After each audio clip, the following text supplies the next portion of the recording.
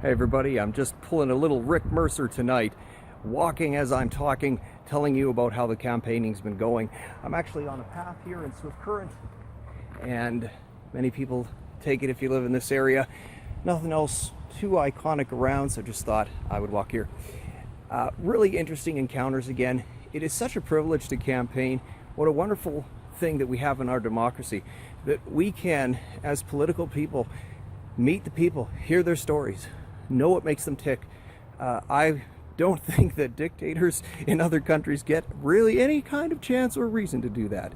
So Winston Churchill, he said, democracy is the worst form of government until you look at every other form of government. Yeah, so for all of its faults, it is still good that we're living in a democracy. You know, last night I was at a guy's house, and maybe I was glad he didn't come to the door at first, because I saw signs warning of my impending doom everywhere around, about how there would be dogs after me, that I might get shot, etc., etc. Actually, we ended up having a really good chat. And by the end he said, you know, he says, I think you and I could probably drink beers and just talk all the time here. So I'm glad. Get along with everybody.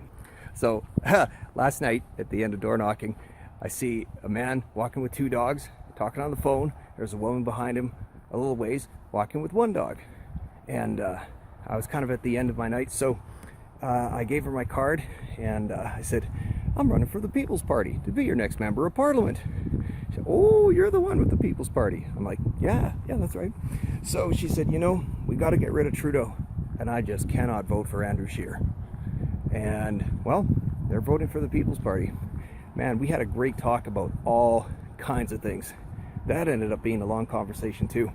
It was received well at the doors again. Only one place where they're like, nope, not interested, shut the door. Everyone else likes it. When I start talking about the things that the People's Party wants, changing equalization, balancing the budget, lowering taxes, not sending money to every cause in the world when we don't have it, not giving taxpayer dollars to corporations, he's like, boy, this is what I want. Tonight I met the person who ran Lee Morrison's first campaign. I'm like, you could help another Lee win. Well, he likes me, but his wife thinks that maybe he doesn't quite have the energy to do that at this stage of the game. Went to the Rotary Club tonight because I thought there was a meeting at the Bentley, and no, they're canceled for the summer. That wasn't on the website. Well, while I was there, I talked to a 96-year-old man who grew up at Cabri. He was actually born on the farm near Cabri. I said, you probably have a land location on your birth certificate. He says, I do. Seems like you're an educated man. I was glad he picked up on that. Oh, look, I'm about to get run over doing a video. The live video about the person who died. I said, well, yeah, actually, I'm running to be your member of Parliament. Well, man, we had a great chat. You know, I encourage all of you, write down your stories.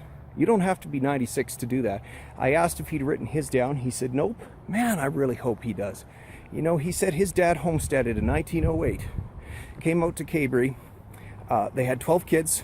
His dad walked from there to Swift Current to get dried apples and prunes. And he walked back. That is a different kind of existence. I think I'm going to stop complaining about the hardships of my life. He said, you know, I didn't smoke, I didn't drink, because we couldn't afford to. I said, well, look at you. You live to be 96, right on. I said, I hope you make 100, and I become an MP, and I can sign the certificate to congratulate you.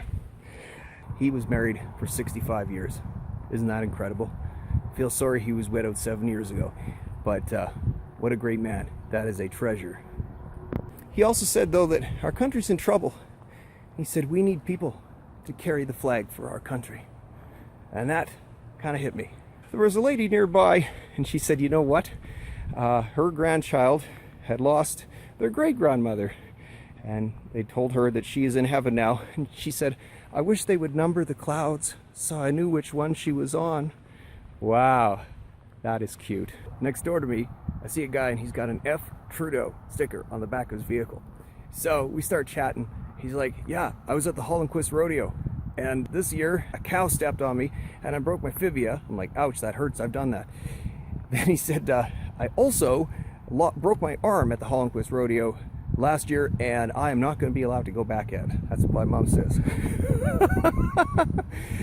I said, what? You got stepping on a cow? Is this a 4-H thing? He's like, no. No, he says, they actually have cows and bulls in this rodeo. And the guy jokes, he says, yeah, I train my cows to kill. I'm like, that is too funny.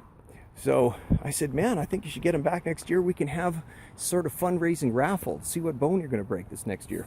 Anyways, they all want to see Trudeau gone, and I hope they vote for me. That's it. I'm really going to sign off now.